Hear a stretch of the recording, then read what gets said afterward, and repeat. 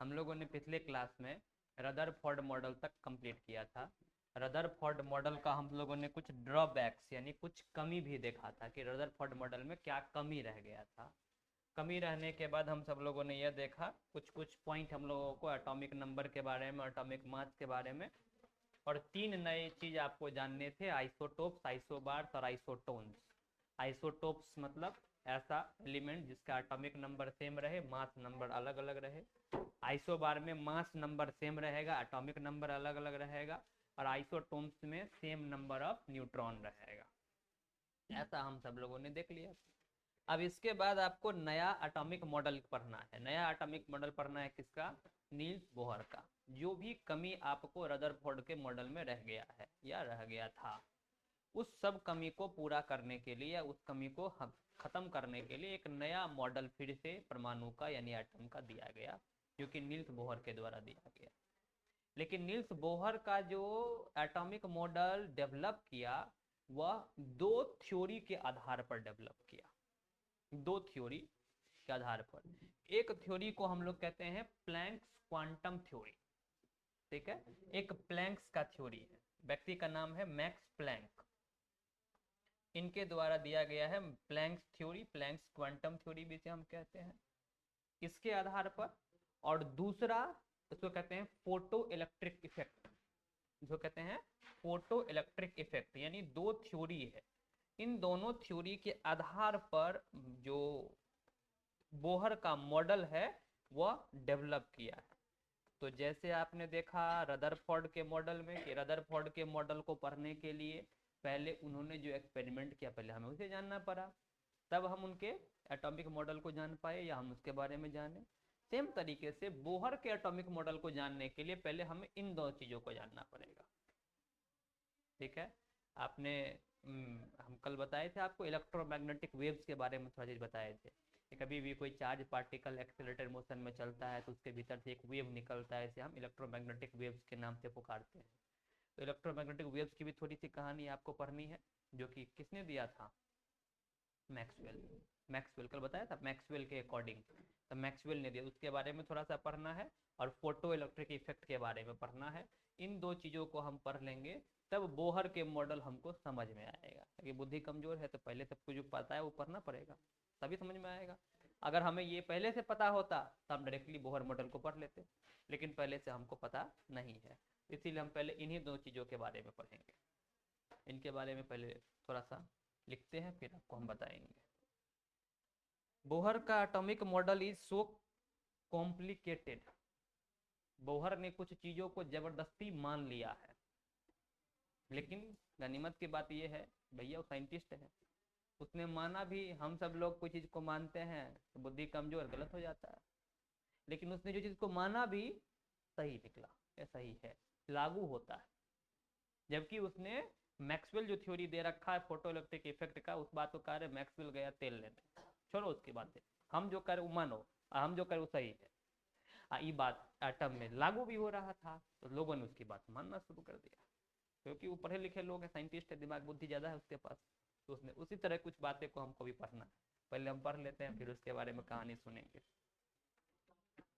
हम लोग बात कर रहे हैं इलेक्ट्रोमैग्नेटिक फील्ड और इलेक्ट्रोमैग्नेटिक वेव्स, 2 चीज की बात कर रहे हैं। अभी फील्ड क्या होता है, वेव्स क्या होता है। अभी क्लास 10th में आप सब लोग इलेक्ट्रिसिटी पढ़े होंगे, आप सब लोग पढ़े ना, विद्युत वाला चैप्टर पढ़े होंगे। उसमें आपको ये बताया होगा कि कभी भी कोई चार्ज पार्टिकल होता है उसके चारों ओर एक क्षेत्र बनती है, एक रीजन बनती है, जिस रीजन को हम लोग इलेक्ट्रिक फील्ड कहते हैं। ऐसा आपने विद्युत क्षेत्र के नाम से जिसे पुकारा था। कब हुआ करता था? जब कोई चार्ज रुका हुआ था तब। ऐसा आपने पढ़ा, आपने अभी क्लास 10th पर इलेक्ट्रिक फील्ड के बारे, विद्युत क्षेत्र के बारे में पढ़ा होगा। कभी भी कोई चार्ज पार्टिकल जब स्टॉप होता है, रुका हुआ होता है, तो उसके चारों ओर एक फील्ड क्रिएट हुआ करता है, उसके चारों ओर एक क्षेत्र बना करता है, जिस क्षेत्र को हम विद्युत क्षेत्र के नाम से या इलेक्ट्रिक फील्ड के नाम से पुकारते हैं, ठीक। पहला पॉइंट में मैंने वही बातें कॉपी किया है। If A charge is at rest, जब कोई चार्ज रुका हुआ है, स्थिर अवस्था में है, ठीक है, then the field around it, तब जो फील्ड उसके चारों ओर, क्षेत्र उसके चारों ओर है, इसको इलेक्ट्रिक फील्ड बता देंगे, इसको विद्युत क्षेत्र बता देंगे, ठीक। कह रहा है लेकिन जब एक चार्ज पार्टिकल मूव करना शुरू कर देता है, चलना शुरू कर देता है विथ यूनिफॉर्म वेलोसिटी, यानी उसकी गति जो है एक समान है, लेकिन वो चलना शुरू कर दिया, अब रुका हुआ नहीं, अब मूव कर रहा है। जैसे ही मूव करना शुरू करता है तो उसमें इलेक्ट्रिक फील्ड तो था पहले से ही, एज वेल एज अब उसके साथ साथ मैग्नेटिक फील्ड भी दिखना शुरू हो जाता है, यानी उसके साथ साथ चुंबकीय क्षेत्र भी दिखना शुरू हो जाता है। कब? जब एक चार्ज पार्टिकल मूव करना शुरू करेगा तब। ठीक है, अब जब एक चार्ज पार्टिकल मूव करेगा उसके पास इलेक्ट्रिक फील्ड भी है और मैग्नेटिक फील्ड भी है, इस दोनों फील्ड को एक साथ मिला के हम कहेंगे इलेक्ट्रोमैग्नेटिक फील्ड, इसको कहेंगे हम लोग विद्युत चुंबकीय क्षेत्र, आप लोग कहते हैं एक साथ मिला के, क्योंकि यहाँ पर इलेक्ट्रिक फील्ड भी है यानी विद्युत क्षेत्र भी है और मैग्नेटिक फील्ड यानी चुंबकीय क्षेत्र भी है। ये बात कब कह रहे हैं? जब एक चार्ज पार्टिकल यूनिफॉर्म वेलोसिटी से चल रहा है तब की बात कर रहे हैं, ध्यान रखिएगा कंडीशन। जब रुका हुआ था तब जो फील्ड था उस फील्ड का नाम क्या था? Electric field. जब चल रहा है तब जो फील्ड है उसका नाम है electromagnetic field.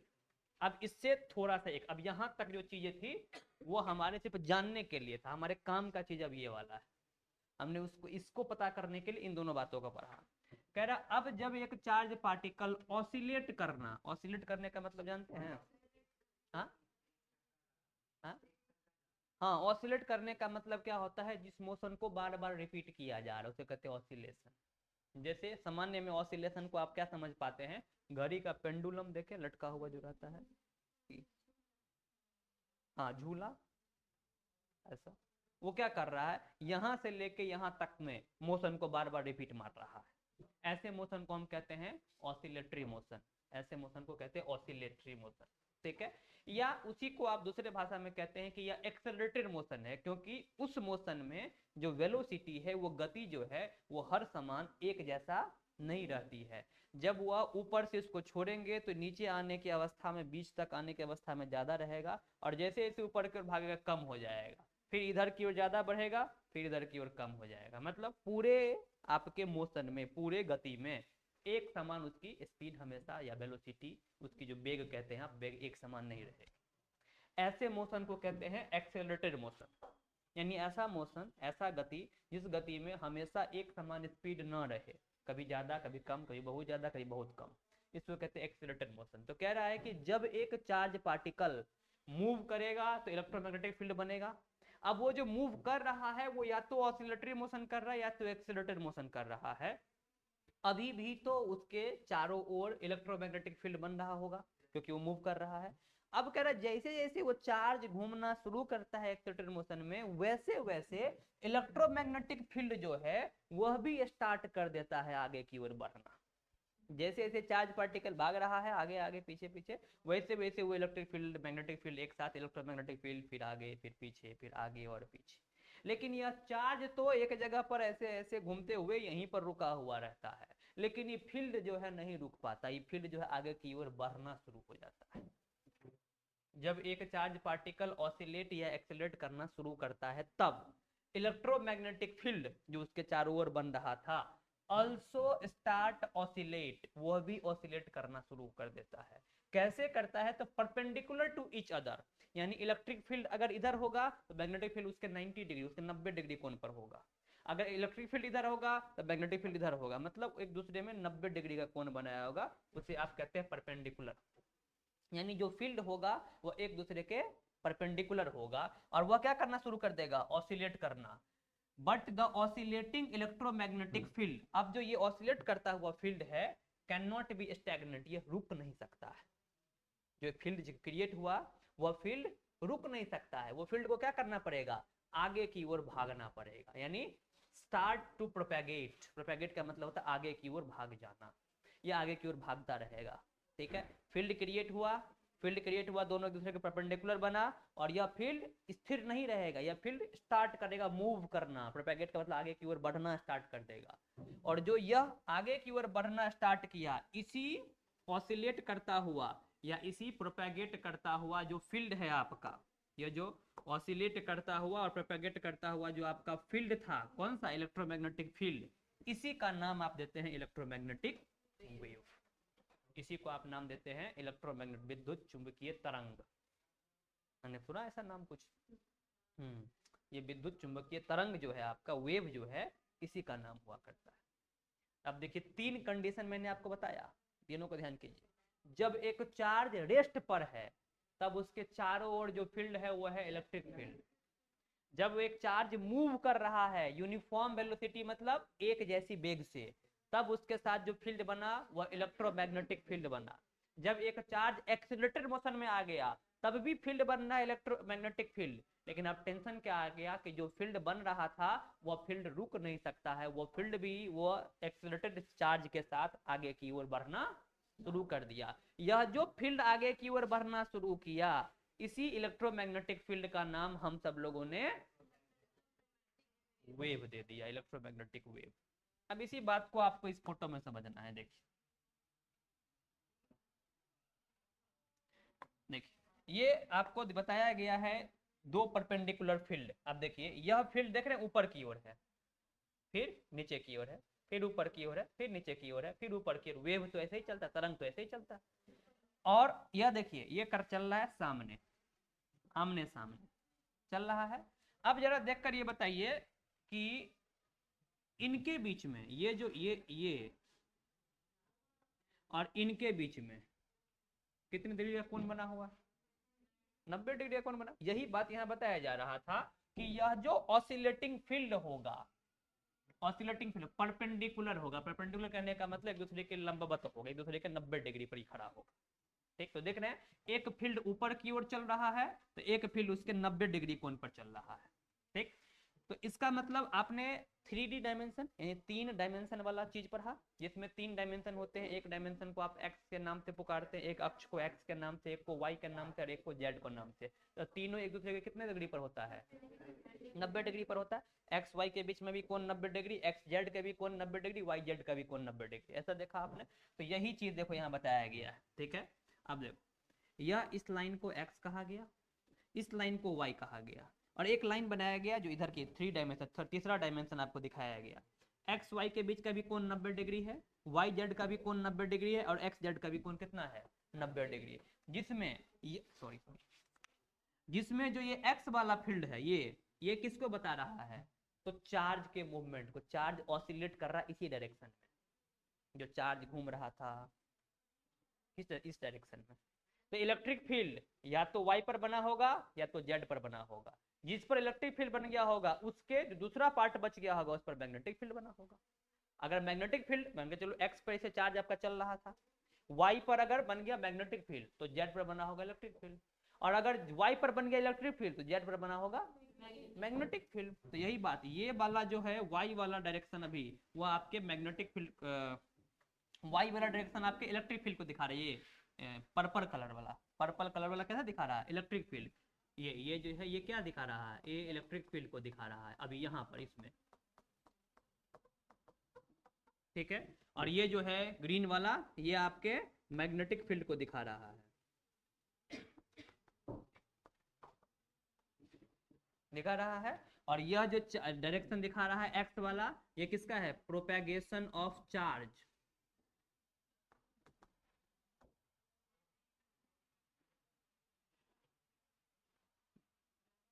Oscillation not propagation.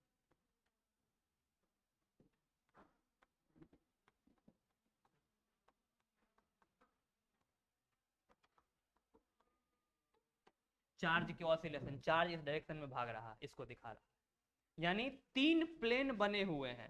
कहीं देखो पेन देखो तुम्हारा, एक और दिखाओ। देखो ऐसा तुमको 3 प्लेन बना के दिखाया गया है,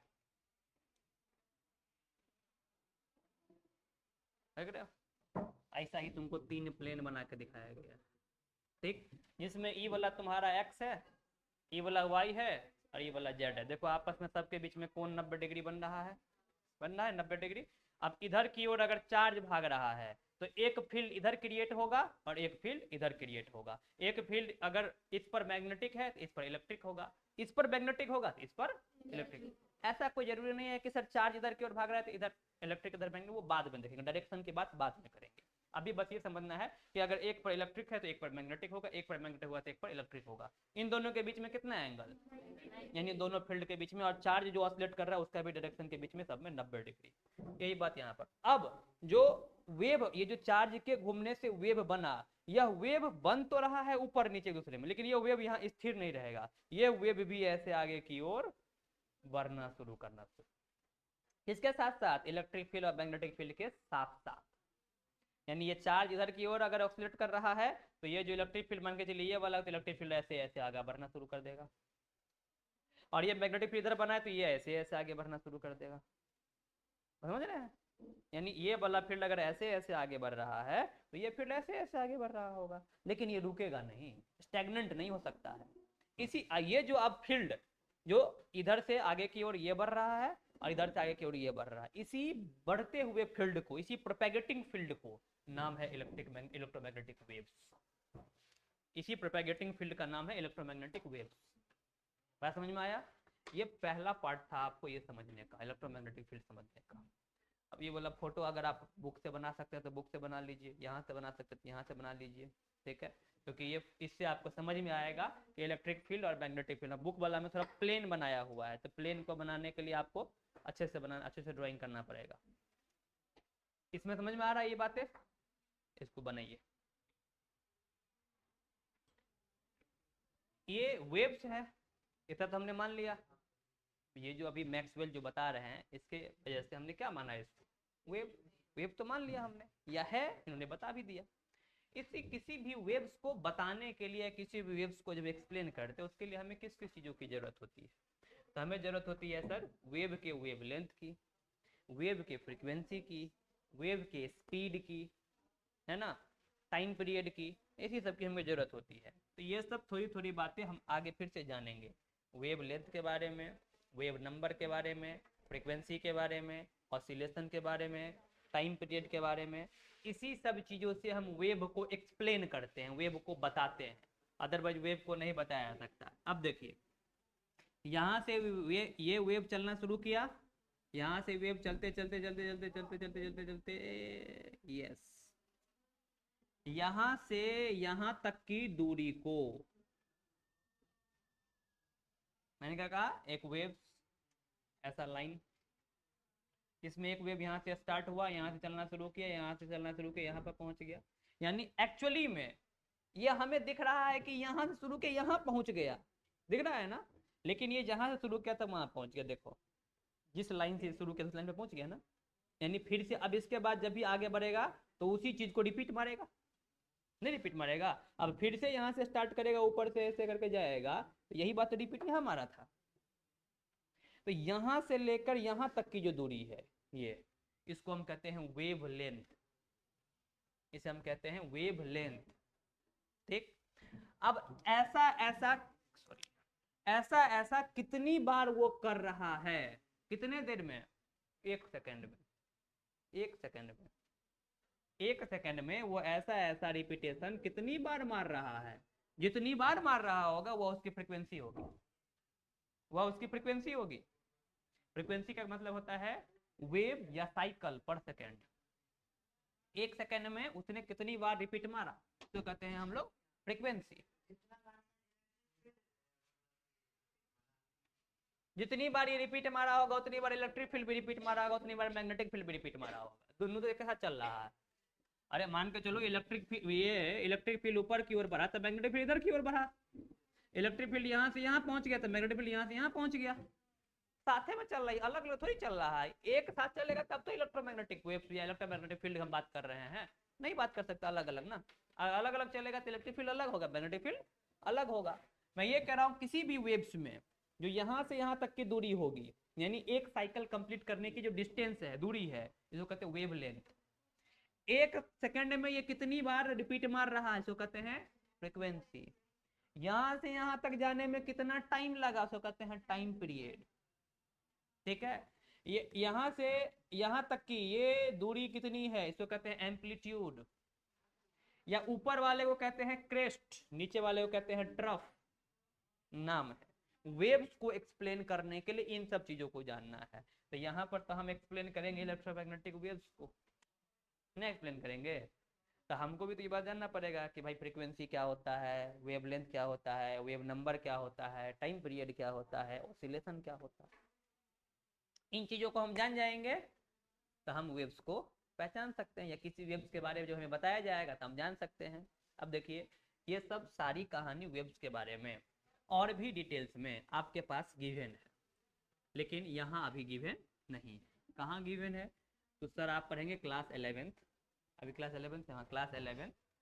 क्लास 11th के फिजिक्स में आपको 2 चैप्टर पढ़ना है, ठीक है, अभी नहीं, लास्ट फिजिक्स के सबसे लास्ट चैप्टर 2 है आपके 11th में। एक का नाम है सिंपल हार्मोनिक मोशन, उसको एसएचएम कहते हैं शॉर्ट फॉर्म, एसएचएम पढ़ना है। और दूसरा चैप्टर का नाम ही है ऑसिलेशन, नाम ही है ऑसिलेशन, ठीक है।